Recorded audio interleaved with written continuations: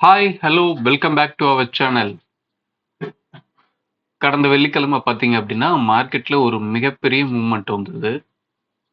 நல்ல நேரா கீழ ஃபால் ஆயிட்டு இருந்தான். 300 பாயிண்ட்டுக்கு மேல ஓப்பன்ல இருந்து ஃபால் ஆனவன், சடனா ஒரு ரெக்கவரி குடுத்தான். இதெல்லாம் ஏன் நடந்தது அப்படின்றது நெறைய பேருக்கு தெரியாம இருந்திருக்கும்.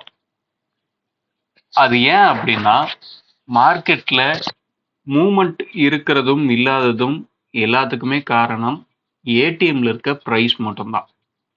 வியாழக்கிழமை பார்த்தீங்கன்னா ஏடிஎம் க்ளோஸ் பிரைஸ் ஏடிஎம்மோட க்ளோஸ் பிரைஸ்ல ரூ. 167 தான் இருந்தது. ஆனா மறுநாள் வெள்ளிக்கிழமை காலையில ஓபன் பண்ணும்போது ரூ. 175 ஓபன் ஆகி ரூ. 167 வந்தது. அதுக்கு அடுத்து பார்த்தீங்க அப்படின்னா படிப்படியா ஏற ஆரம்பிச்சிருச்சு. 175, 180, 190 அப்படின்னு சொல்லி வந்துருச்சு. மார்க்கெட் இந்த டே லோ இருக்கு பார்த்தீங்களா, 24,200 பக்கத்துல வரும்போதே ஏடிஎம்ல ரூ. 195 இருந்தது. நீங்க நல்லா யோசிச்சு பாருங்க. எக்ஸ்பைரி டே அன்னைக்கு ஏடிஎம் பிரைஸ 0 பண்ணணும். ஏடிஎம் பிரைஸ 0 பண்ணணும் அப்படின்னா என்ன பண்ணணும்? படிப்படியா ஏடிஎம் பிரைஸ குறைச்சிக்கிட்டே வரணும். ஒரே நாள்ல எடுத்துட்டு போய் 0 பண்ணிட முடியாது. ஒரே நாள்ல 0 பண்ணணும் அப்படின்னா மூவ்மெண்ட் ரொம்ப பெருசா மேல கீழன்னு வந்துகிட்டே இருக்கணும். அப்படி இருந்தாதான் எக்ஸ்பைரி டே அன்னைக்கு ஏடிஎம் பிரைஸ் 0 பண்ண முடியும். அதே விஷயம் தான் உங்களுக்கு ஒவ்வொரு நாளுமே நடக்கும்.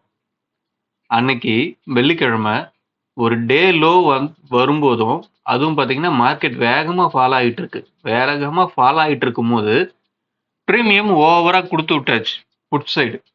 அந்த புட் சைடு குடுத்த பிரீமியம திரும்ப ஈவன் பண்ணணும்னா என்ன பண்ணணும்? திரும்ப ஒரு ரெக்கவரி குடுத்தாதான் ஈவன் பண்ண முடியும்.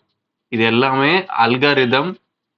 நீங்க இது ஏன் விழுந்தது, ஏன் எந்திரிச்சது அப்படின்னு சார்ட்ட வச்சு எதுவும் தேடிட்டு இருக்காதீங்க. சார்ட்ல இந்த இடத்துல ஏதாவது சப்போர்ட் இருக்கா, ரெசிஸ்டன்ட் இருக்கா அப்படின்றத. பிரீமியம் பிரைஸ் என்ன நடந்திருக்கு? யார் யார் போட்டி போட்டிருக்காங்க? போட்டி போட்டவன யார் ஜெயிச்சிருக்கா? அவன் இதுக்கு முன்னாடி எப்படி பெர்ஃபார்ம் பண்ணியிருக்கா? இதெல்லாம் தேடி பாருங்க. உங்களால கண்டிப்பா இப்படி ஒரு மூவ்மெண்ட்ட புடிக்க முடியும். அதே மாதிரி இந்த ஸ்டார்ட்டிங் மூவ்மெண்ட் இருந்தது பார்த்தீங்களா? இந்த மூவ்மெண்ட்டையும் உங்களால எக்ஸாக்ட்டா கணிச்சு எடுத்திருக்க முடியும். நீங்க ஓப்பன்ல இருந்து ஒரு 300 பாயிண்ட் கழிஞ்சிருக்கு இறங்கியிருக்கான். இந்த 300 பாயிண்ட் ரேஞ்ச நீங்க கண்டிப்பா ஓப்பனிங், அதாவது ப்ரீவியஸ் டேவே உங்களால எடுத்து வச்சிருந்திருக்க முடியும்.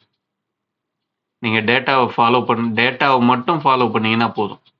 ஆப்ஷன் செயின்ல இருக்க ஒரு ஸ்ட்ரைக்லயே இருக்க ஹை, லோ, க்ளோஸ் இந்த டேட்டாங்கள மட்டும் ஃபாலோ பண்ணீங்கன்னாவே போதும். ஓகே.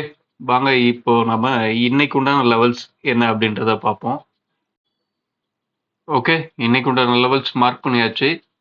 நிஃப்டிக்கு பார்த்தீங்கன்னா 24,857, 24,804, 24,696, 24,642.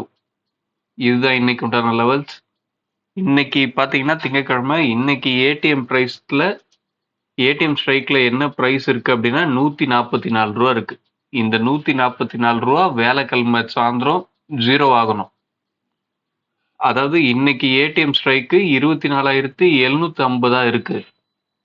நீங்க எக்ஸ்பைரி டே அன்னைக்கு எந்த ஸ்ட்ரைக் ஏடிஎம்மா இருந்தாலும் அந்த ஸ்ட்ரைக் 0 ஆகணும். அதுதான் இங்க கான்செப்ட். ஸோ ஏடிஎம் ஸ்ட்ரைக் எதுவா மாறிட்டு இருக்கு அப்படின்றதையும் நீங்க ஃபாலோ பண்ணணும். அந்த ஏடிஎம் ஸ்ட்ரைக்ல என்ன பிரைஸ் இருக்கு அப்படின்றதையும் ஃபாலோ பண்ணணும்.